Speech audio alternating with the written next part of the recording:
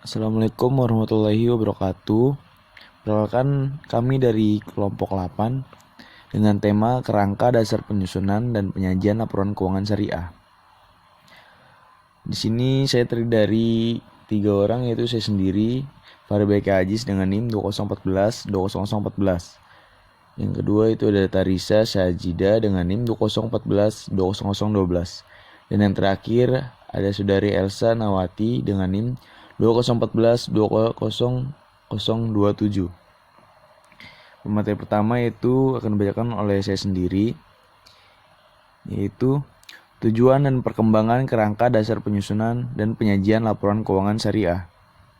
Berdasarkan ke pengantar yang disampaikan oleh Dewan Standar Akuntansi Keuangan dalam Ekspor, DAF, KD PPLKS dan evaluasi penulis terhadap KD PPLKS yang telah disahkan, terdapat perbedaan sistematika kepenulisan dengan KD PPLKBS 2002.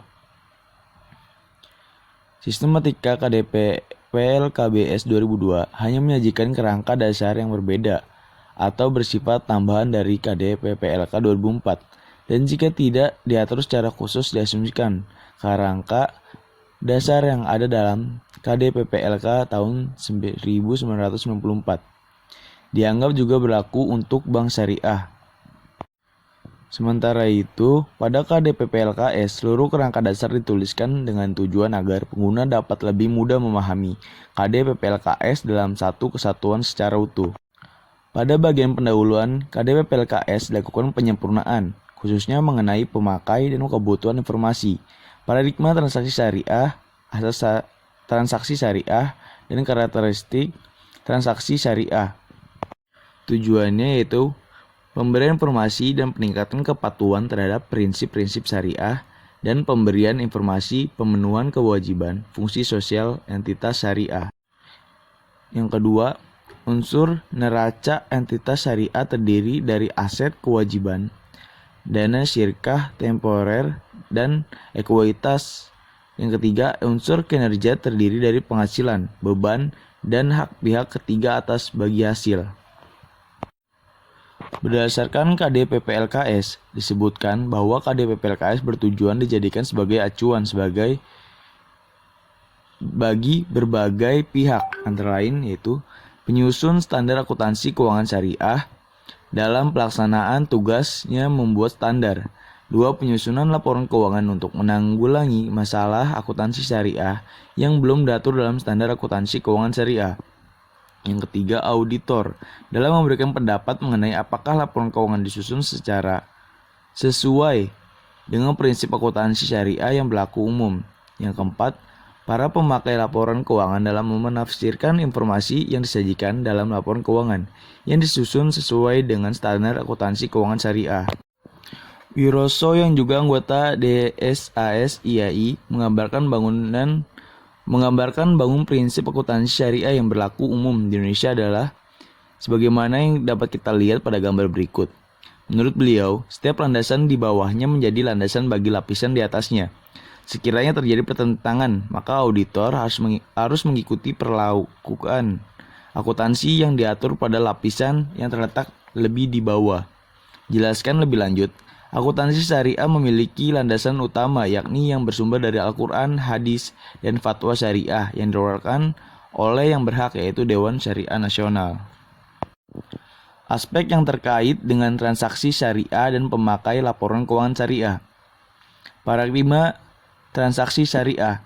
Transaksi syariah berlandaskan pada paradigma bahwa alam semesta diciptakan oleh Tuhan sebagai amanah dan sarana kebahagiaan hidup bagi seluruh umat manusia untuk mencapai kesejahteraan hakiki secara material dan spiritual. Paradigma dasar ini menekankan bahwa setiap aktivitas umat manusia memiliki akuntabilitas dan nilai ilahiyah yang menempatkan perangkat syariah dan akhlak sebagai parameter baik dan buruk, benar dan salahnya aktivitas usaha. Asas transaksi syariah. Transaksi syariah berasaskan pada prinsip persaudaraan, keadilan, kemaslahatan, keseimbangan, dan universalisme. Prinsip ukhuwah berarti bahwa transaksi yang diadakan merupakan bentuk interaksi sosial dan harmonisasi kepentingan para pihak untuk kemanfaatan secara umum dengan semangat saling tolong-menolong. Ukhuwah dalam transaksi syariah melingkupi berbagai aspek, yaitu saling mengenal, saling memahami, saling menolong, saling menjamin, dan saling bersinergi. Prinsip adalah mengandung arti menempatkan sesuatu pada tempatnya dan memberikan sesuatu pada yang berhak, serta memperlakukan sesuatu sesuai posisinya. Implementasi keadilan dalam kegiatan usaha berupa aturan prinsip muamalah yang melarang unsur riba, zulum, maisir, gharar, ikhtiar, najasi, iswah, ta'aluk, dan penggunaan unsur haram dalam barang, jasa maupun dalam aktivitas operasi. Prinsip maslahah berarti bahwa transaksi syariah haruslah merupakan segala bentuk kebaikan dan manfaat yang berdimensi duniawi dan ukhrawi, material dan spiritual, serta individual dan kolektif. Kemaslahatan harus memenuhi dua unsur, yaitu halal dan thayyib. Prinsip tawazun maksudnya adalah transaksi harus memperhatikan keseimbangan aspek material dan spiritual, aspek privat dan publik, sektor keuangan dan real, bisnis dan sosial, serta keseimbangan aspek pemanfaatan dan pelestarian. Prinsip keseimbangan menekankan bahwa manfaat yang didapat dari transaksi syariah tidak hanya difokuskan pada pemegang saham, melainkan pada semua pihak yang dapat merasakan manfaat adanya suatu kegiatan ekonomi.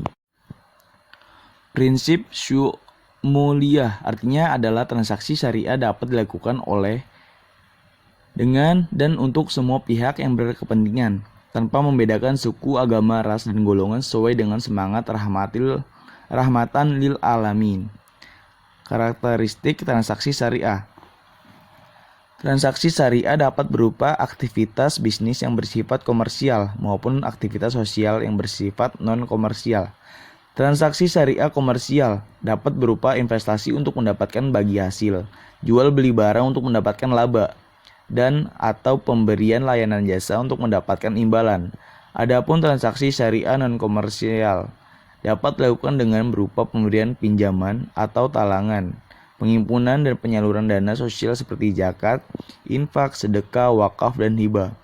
Kedua jenis transaksi tersebut harus memenuhi persyaratan syariah, yaitu terbebas dari hal-hal yang dilarang, seperti terbebas dari unsur riba, zulm, maisir, gharar, haram, ta'aluk, dan lainnya. Pemakai laporan keuangan syariah. Pemakai laporan keuangan syariah meliputi investor sekarang dan investor potensial, pemilik dana qard, pemilik dana pembiayaan mudharabah, pemilik dana titipan, pembayar dan penerima zakat, infak, sedekah, dan wakaf, pengawas syariah, karyawan, pemasok, dan mitra usaha lainnya, pelanggan, pemerintah, serta lembaga-lembaganya, dan masyarakat. Para pemakai tersebut menggunakan laporan keuangan untuk memenuhi kebutuhan informasi yang berbeda. Berikut akan dibahas kebutuhan informasi bagi masing-masing laporan keuangan. Investor sekarang dan investor potensial adalah pihak yang menanamkan dananya untuk memiliki usaha yang ada atau yang akan dilaksanakan. Biasanya, bukti kepemilikan diwujudkan dalam bentuk surat saham. Investor sekarang adalah orang atau institusi yang telah memiliki surat saham suatu perusahaan. Sedangkan investor potensial adalah orang atau institusi yang hendak membeli surat saham atau yang membeli surat saham suatu perusahaan. Baik investor sekarang maupun investor potensial berkepentingan dengan risiko yang melekat serta hasil dari investasi yang sedang atau akan dilakukan. Pemberian dana qard. Pemberi dana qard merupakan individu atau institusi yang memberikan pinjaman kepada entitas syariah dengan menggunakan skema qard, yaitu pinjaman dengan pengembalian sejumlah uang yang sama dengan yang dipinjam. Pemilik dana syarikat temporer.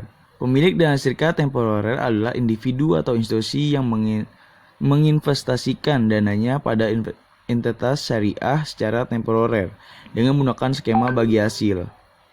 Pemilik dana titipan, yaitu adalah individu atau institusi yang menitipkan dananya di entitas syariah dengan skema wadiah atau penitipan tanpa adanya kewajiban bagi yang dititipi untuk memberikan tambahan kepada penitip. Pembayaran penerima zakat, infak, sedekah, dan wakaf. Pembayaran penerima zakat, infak, sedekah, dan wakaf berkepentingan dengan informasi mengenai sumber dan penyaluran dana tersebut. Pengawas syariah. Pengawas syariah adalah orang yang ditugaskan oleh Dewan Syariah Nasional untuk mengawasi kepatuhan suatu entitas syariah terhadap prinsip syariah. Karyawan. Karyawan dalam hal ini adalah individu yang bekerja pada entitas syariah atau kelompok yang mewakili kepentingan mereka dalam hubungan dengan entitas syariah. Pemasok dan mitra usaha lainnya. Pemasok dan mitra usaha lainnya tertarik dengan informasi yang memungkinkan mereka menilai apakah jumlah yang terutang akan dibayar pada saat jatuh tempo. Pelanggan.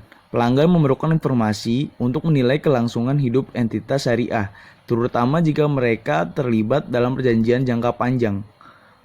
Pemerintah. Pemerintah dan berbagai lembaga di bawah kekuasaannya berkepentingan dengan mengatur aktivitas entitas syariah, menetapkan kebijakan pajak, serta sebagai dasar menyusun statistik pendapatan nasional dan statistik lainnya.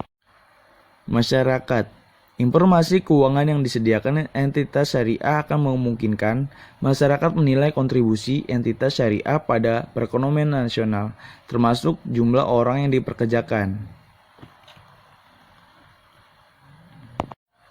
Tujuan laporan keuangan. Berdasarkan KDPPLKS, dinyatakan bahwa tujuan laporan keuangan adalah menyediakan informasi yang menyangkut ke posisi keuangan, kinerja, serta perubahan posisi keuangan suatu entitas syariah yang bermanfaat bagi sejumlah besar pemakai dalam pengembalian keputusan ekonomi. Selain itu, tujuan lainnya adalah 1. Meningkatkan kepatuhan terhadap prinsip syariah dalam semua transaksi dan kegiatan usaha. 2. Informasi kepatuhan entitas syariah terhadap prinsip syariah, serta informasi aset kewajiban, perolehan, dan penggunaannya. 3. Informasi untuk membantu mengevaluasi pemenuhan tanggung jawab entitas syariah terhadap amanah dalam mengembangkan dana, menginvestasikannya pada tingkat keuntungan yang layak. Dan yang terakhir, informasi mengenai tingkat keuntungan investasi yang diperoleh penanam modal dan pemilik dana syirkah temporer, serta informasi mengenai pemenuhan kewajiban fungsi sosial entitas syariah, termasuk pengelolaan dan penyaluran zakat, infak, sedekah, dan wakaf. Dan yang terakhir, asumsi dasar. Ada 2 asumsi dasar penyusunan laporan keuangan entitas syariah, yaitu dasar aktual dan kelangsungan usaha. Dasar aktual. Untuk mencapai tujuannya, laporan keuangan disusun atas dasar aktual. Dengan dasar aktual, pengaruh, transaksi, dan peristiwa lain diakui pada saat kejadian, serta diungkapkan dalam catatan akuntansi dan dilaporkan dalam laporan keuangan pada periode yang bersangkutan. Laporan keuangan yang disusun atas dasar aktual memberikan informasi kepada pemakai, tidak hanya transaksi masa lalu yang melibatkan penerimaan dan pembayaran kas, tetapi juga kewajiban pembayaran kas di masa depan, serta sumber daya yang mempresentasikan kas yang akan diterima di masa depan. Kelangsungan usaha.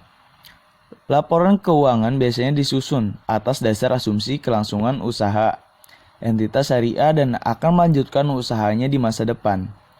Oleh karena itu, entitas syariah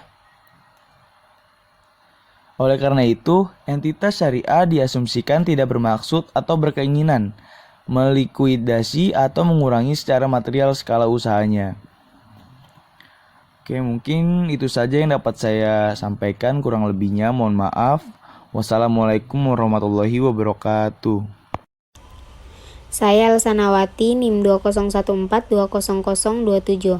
Saya akan membacakan materi selanjutnya, yaitu karakteristik kualitatif informasi keuangan syariah. Karakteristik kualitatif merupakan ciri khas yang membuat informasi dalam laporan keuangan berguna bagi pemakai. Terdapat 4 karakteristik kualitatif pokok, yaitu dapat dipahami, relevan, andal, dan dapat diperbandingkan. Yang pertama, dapat dipahami. Maksud karakteristik dapat dipahami adalah pemakai diasumsikan memiliki pengetahuan yang memadai tentang aktivitas ekonomi dan bisnis dengan ketekunan yang wajar. Namun demikian, informasi kompleks yang seharusnya dimasukkan dalam laporan keuangan tidak dapat dikeluarkan hanya atas dasar pertimbangan bahwa informasi tersebut terlalu sulit untuk dapat dipahami oleh pemakai tertentu. Yang kedua, relevan. Maksud karakteristik relevan adalah memiliki kemampuan untuk memengaruhi keputusan ekonomi pemakai dengan membantu mereka mengevaluasi masa lalu, masa kini, dan masa depan dengan menegaskan atau mengoreksi hasil evaluasi mereka di masa lalu. Yang ketiga yaitu andal. Informasi memiliki kualitas andal jika bebas dari pengertian yang menyesatkan, kesalahan material, dan disajikan secara jujur dari yang seharusnya disajikan atau yang secara wajar diharapkan dapat disajikan. Yang keempat yaitu dapat dibandingkan. Pemakai harus dapat memperbandingkan laporan keuangan entitas syariah antar periode untuk mengidentifikasi kecenderungan posisi dan kinerja keuangan. Pemakai juga harus dapat memperbandingkan laporan keuangan antar entitas syariah untuk mengevaluasi posisi keuangan, kinerja, serta perubahan posisi keuangan secara relatif. Oleh karena itu, pengukuran dan penyajian dampak keuangan dari transaksi dan peristiwa lain yang serupa harus dilakukan secara konsisten untuk entitas syariah tersebut. Antar periode entitas syariah yang sama dengan entitas syariah yang berbeda maupun dengan entitas yang lain. Konsistensi dalam pengukuran dan penyajian tidak berarti menyusun standar tidak dapat memperkenalkan standar akuntansi keuangan syariah yang lebih baik. Demikian pula dengan entitas syariah tidak perlu meneruskan kebijakan akuntansi yang tidak lagi selaras dengan karakteristik kualitatif relevan dan andal. Entitas syariah juga tidak perlu mempertahankan suatu kebijakan akuntansi jika ada alternatif lain yang lebih relevan dan lebih andal. Agar dapat dibandingkan, pemakai harus mendapatkan informasi tentang kebijakan akuntansi yang digunakan dalam penyusunan laporan keuangan dan perubahan kebijakan serta pengaruh perubahan tersebut. Para pemakai harus dimungkinkan untuk dapat. Saya Elsanawati, NIM 201420027. Saya akan membacakan materi selanjutnya yaitu karakteristik kualitatif informasi keuangan syariah. Karakteristik kualitatif merupakan ciri khas yang membuat informasi dalam laporan keuangan berguna bagi pemakai. Terdapat 4 karakteristik kualitatif pokok, yaitu dapat dipahami, relevan, andal, dan dapat diperbandingkan. Yang pertama, dapat dipahami. Maksud karakteristik dapat dipahami adalah pemakai diasumsikan memiliki pengetahuan yang memadai tentang aktivitas ekonomi dan bisnis dengan ketekunan yang wajar.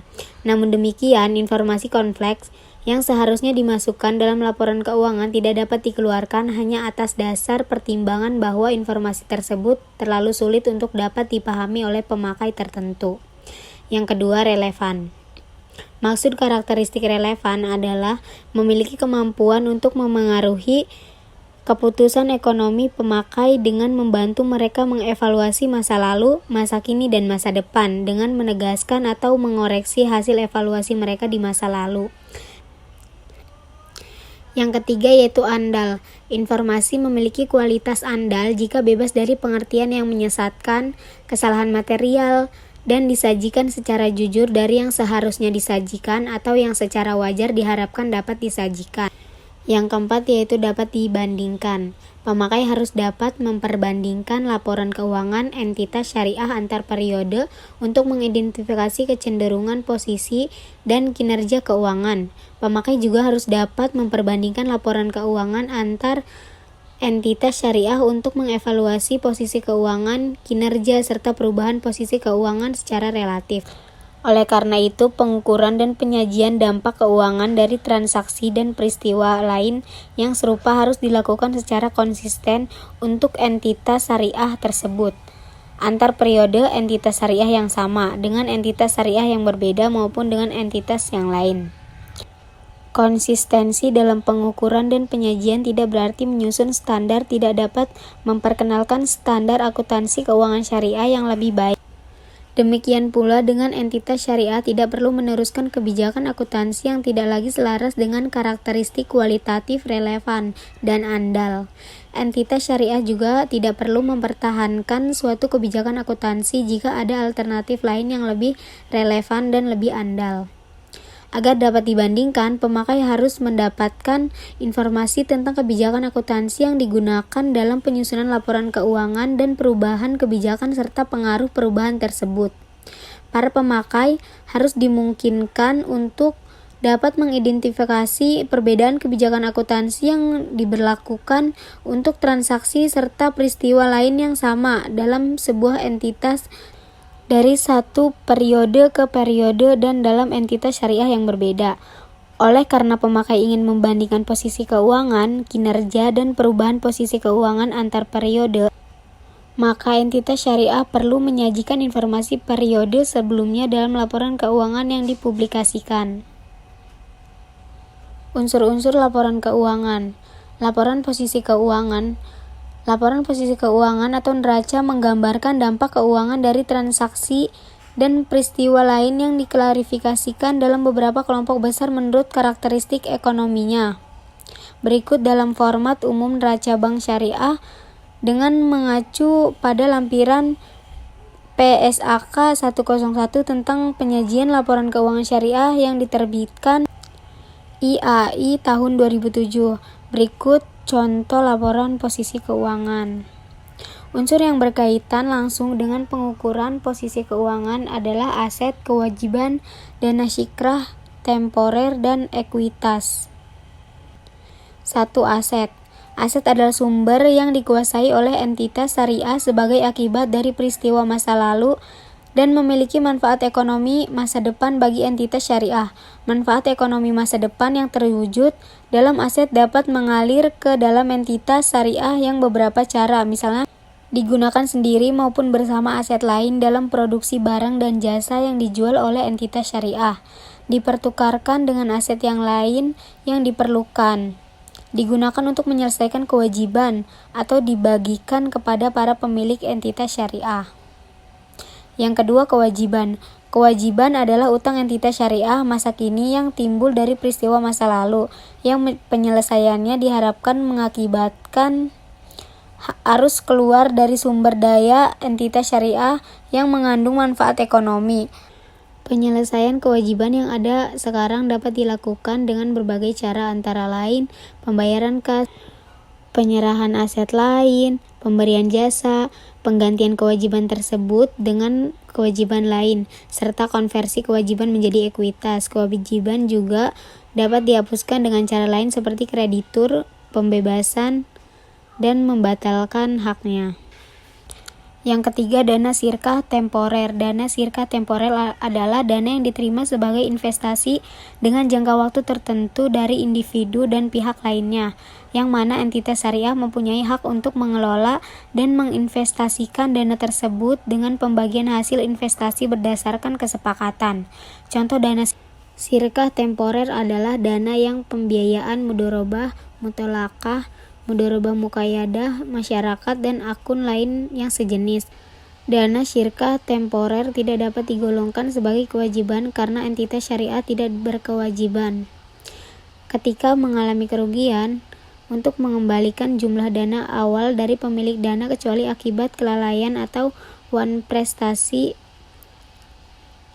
entitas syariah. Dana syirkah temporer juga tidak bisa dikategorikan sebagai ekuitas karena mempunyai waktu jatuh tempo dan pemilik dana tidak mempunyai pihak kepemilikan yang sama dengan pemegang saham seperti hak voting dan hak atas realisasi keuntungan yang berasal dari aset lancar dan non-investasi.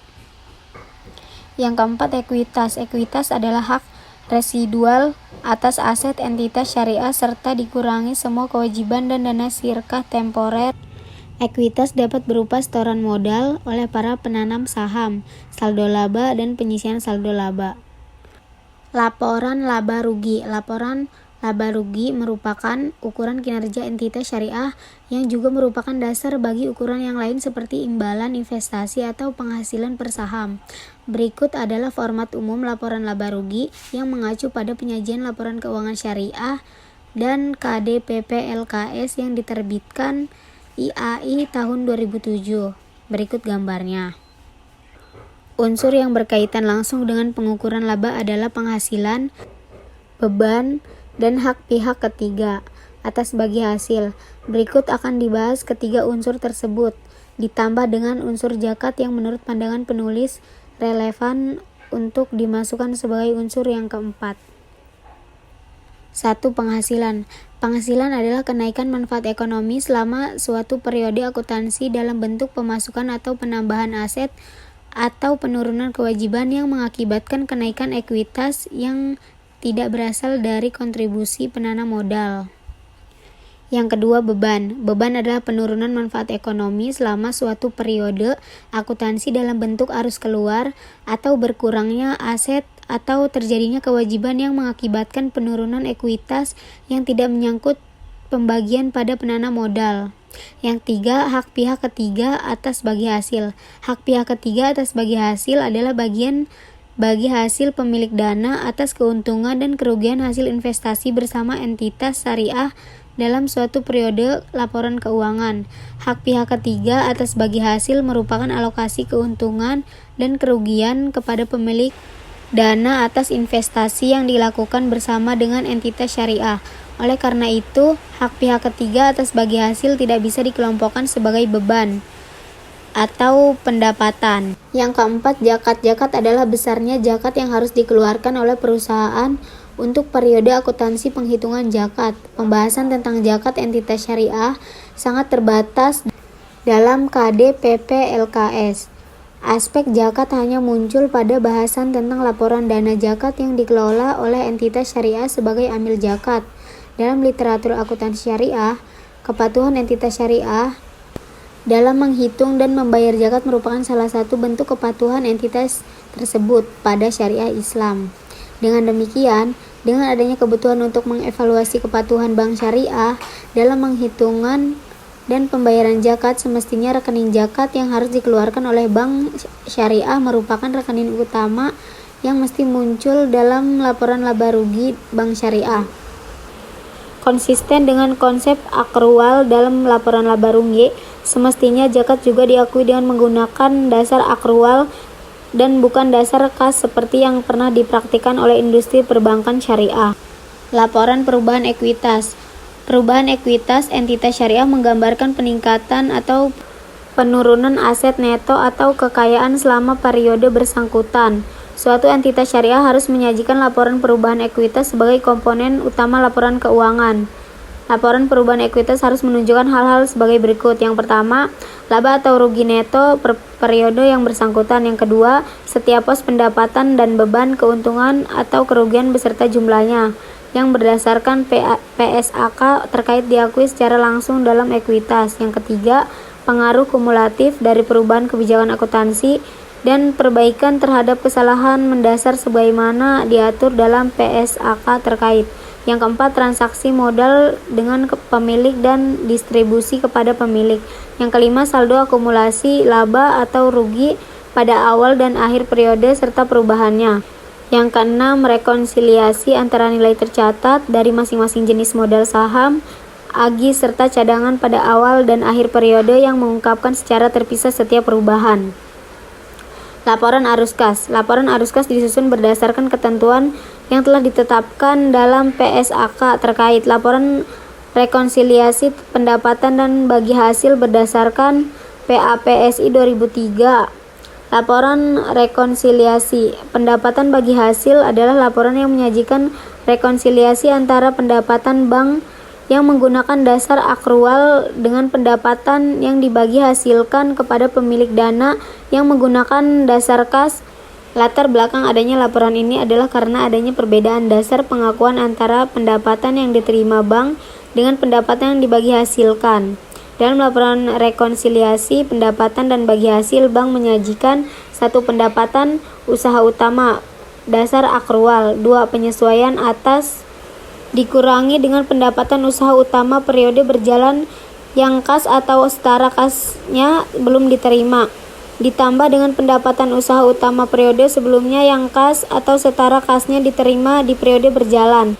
3. Pendapatan yang tersedia untuk bagi hasil. 4. Bagian bank atas pendapatan yang tersedia untuk bagi hasil. 5. Bagian pemilik dana atas pendapatan yang tersedia untuk bagi hasil. Berikut contoh gambar laporan konsiliasi pendapatan dan bagi hasil dan kerangka dasar penyusunan dan penyajian laporan keuangan syariah. Baik, saya Tarisa Syajida dengan NIM 201420012. Di sini saya sebagai pemateri terakhir. Laporan sumber dan penggunaan dana zakat. Laporan sumber dan penggunaan dana zakat merupakan salah satu komponen utama laporan keuangan yang harus disajikan oleh entitas syariah. Unsur dasar laporan sumber dan penggunaan dana zakat meliputi sumber dana, penggunaan dana selama suatu jangka waktu, serta saldo dana zakat yang menunjukkan dana zakat yang belum disalurkan pada tanggal tertentu. Secara khusus, laporan ini menunjukkan hal-hal sebagai berikut. Yang pertama, dana zakat yang berasal dari wajib zakat atau muzaki, yaitu zakat dari dalam entitas syariah dan zakat dari pihak luar entitas syariah. Yang kedua, penggunaan zakat melalui lembaga amil zakat untuk fakir, miskin, riqab, gorim, mu'alaf, fisabilillah, ibnu sabil, dan amil. Yang ketiga, kenaikan dan penurunan dana zakat. Yang keempat, saldo awal dana zakat. Yang kelima, saldo akhir dana zakat. Laporan sumber dan penggunaan dana kebajikan menunjukkan hal-hal sebagai berikut. Yang pertama, sumber dana kebajikan yang berasal dari penerimaan yaitu infak, sedekah, hasil pengelolaan wakaf sesuai dengan perundangan-undangan yang berlaku, pengembalian dana kebajikan produktif, denda, dan pendapatan non-halal. Yang kedua, penggunaan dana kebajikan untuk dana kebajikan produktif, sumbangan, dan penggunaan lainnya untuk kepentingan umum, kenaikan atau penurunan sumber dana kebajikan, saldo awal dana penggunaan dana kebajikan, dan saldo akhir dana penggunaan dana kebajikan. Penerimaan dana kebajikan oleh entitas syariah diakui sebagai kewajiban paling liquid dan diakui sebagai pengurang kewajiban ketika disalurkan. Penerimaan non-halal adalah semua penerimaan dari kegiatan yang tidak sesuai dengan prinsip syariah, antara lain penerimaan jasa giro atau bunga yang berasal dari bank umum konvensional. Penerimaan non-halal pada umumnya terjadi dalam kondisi darurat atau kondisi yang tidak diinginkan oleh entitas syariah karena secara prinsip dilarang oleh syariah. Materi selanjutnya yaitu pengakuan dan pengukuran unsur-unsur laporan keuangan. Pengakuan unsur-unsur laporan keuangan merupakan proses pembentukan pos yang memenuhi definisi unsur serta kriteria pengakuan dalam neraca atau laporan laba rugi. Pengakuan dilakukan dengan menyatakan pos tersebut baik dalam kata-kata maupun dalam jumlah uang dan mencantumkannya ke neraca atau laporan laba rugi. Pos yang memenuhi kriteria tersebut harus diakui dalam neraca atau laporan laba rugi. Pos yang memenuhi suatu unsur harus diakui jika ada kemungkinan bahwa manfaat ekonomi yang berkaitan dengan pos tersebut akan mengalir dari atau ke dalam entitas syariah dan pos tersebut mempunyai nilai atau biaya yang dapat diukur secara andal. Dalam mengkaji apakah suatu pos memenuhi kriteria ini dan karenanya memenuhi syarat untuk diakui dalam laporan laba rugi, perlu dipertimbangkan aspek materialitas. Informasi dipandang material jika kelalaian mencantumkan atau kesalahan dalam mencatat informasi tersebut dapat memengaruhi keputusan ekonomi pemakai yang diambil atas dasar laporan keuangan. Berikut akan dibahas pengakuan masing-masing unsur utama laporan keuangan berupa pengakuan aset, kewajiban, dana, syirkah, temporer, penghasilan, dan beban. Yang pertama, yaitu pengakuan aset. Aset diakui dalam neraca jika besar kemungkinan bahwa manfaat ekonominya di masa depan diperoleh oleh entitas syariah dan aset tersebut mempunyai nilai atau biaya yang dapat diukur dengan andal. Yang kedua yaitu pengakuan kewajiban.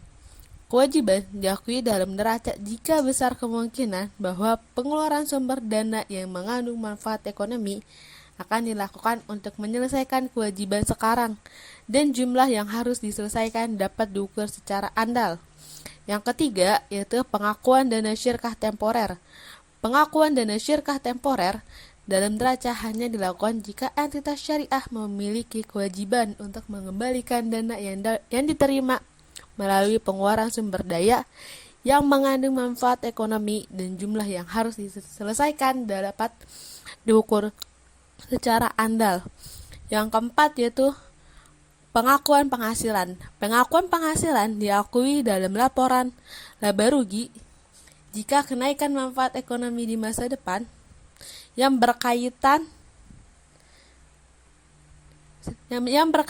dengan peningkatan aset atau penurunan kewajiban telah terjadi dan dapat diukur secara andal. Yang kelima yaitu pengakuan beban.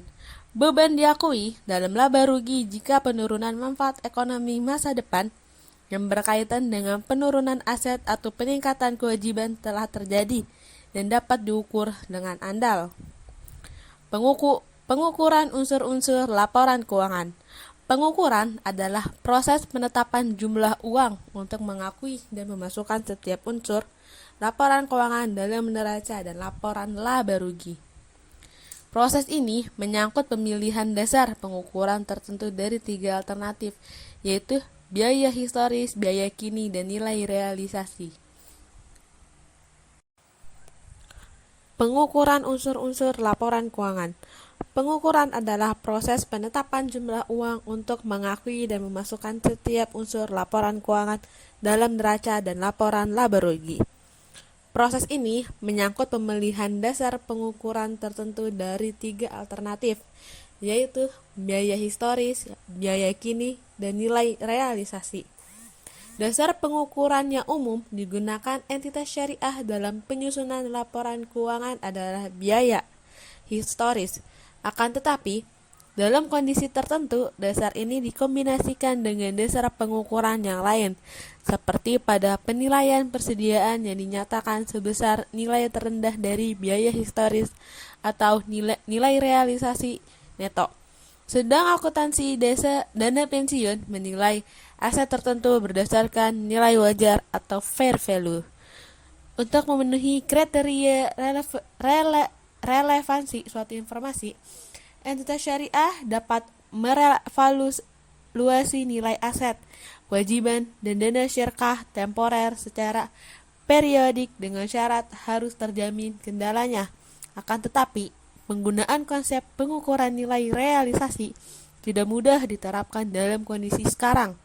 Penggunaan konsep nilai realisasi dapat diterapkan untuk tujuan penyajian informasi tambahan yang relevan dengan suatu akun investasi yang telah ada atau yang prospektif. Kendati demikian, penyajian informasi tambahan tersebut tidak mewajibkan entitas syariah untuk mendistribusikan hasil investasi yang belum terrealisasi. Materi selanjutnya yaitu catatan atas laporan keuangan. Catatan atas laporan keuangan meliputi penjelasan naratif atau rincian jumlah yang tertera dalam laporan keuangan utama. Catatan atas laporan keuangan suatu entitas syariah harus mengungkapkan hal-hal sebagai berikut. Yang pertama, informasi tentang dasar penyusunan laporan keuangan dan kebijakan akuntansi yang dipilih dan diterapkan terhadap peristiwa dan transaksi yang penting. Yang kedua, informasi yang diwajibkan dalam PSAK tetapi tidak disajikan dalam neraca, laporan laba rugi, laporan arus kas, laporan perubahan ekuitas, laporan sumber dan penggunaan dana zakat, dan laporan penggunaan dana kebajikan. Yang ketiga, yaitu informasi tambahan yang tidak disajikan dalam laporan keuangan, tetapi diperlukan dalam rangka penyajian secara wajar. Dalam rangka membantu penggunaan laporan, memahami laporan keuangan dan membandingkan dengan laporan keuangan entitas syariah lain. Catatan atas laporan keuangan umumnya disajikan dengan urutan sebagai berikut. Yang pertama, pengungkapan mengenai dasar pengukuran dan kebijakan akuntansi yang diterapkan. Informasi pendukung pos-pos laporan keuangan sesuai urutan sebagaimana pos-pos tersebut disajikan dalam laporan keuangan dan urutan penyajian komponen laporan keuangan. Yang ketiga yaitu pengungkapan lain termasuk kontingensi, komitmen, dan pengungkapan keuangan lainnya serta pengungkapan yang bersifat non-keuangan. Mungkin cukup sekian dari kelompok kami. Selebihnya mohon maaf. Wassalamualaikum warahmatullahi wabarakatuh.